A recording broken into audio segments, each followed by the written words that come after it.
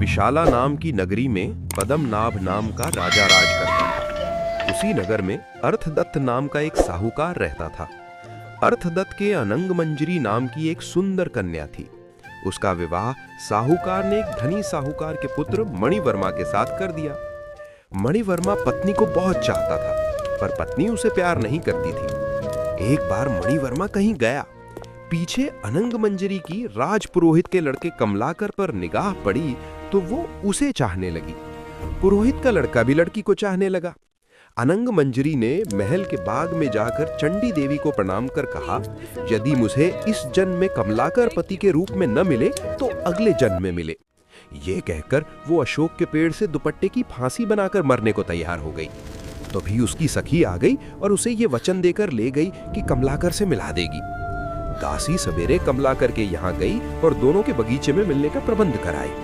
कमलाकर आया और उसने अनंग मंजरी को देखा। वो बेताब होकर मिलने के लिए दौड़ा। मारे खुशी के अनंग मंजरी के हृदय की गति रुक गई और वो मर गई। उसे मरा देखकर कमलाकर का भी दिल फट गया और वो भी मर गया। उसी समय मणिवर्मा आ गया और अपनी स्त्री को पराया आदमी के साथ मरा देखकर बड़ा दुखी हुआ।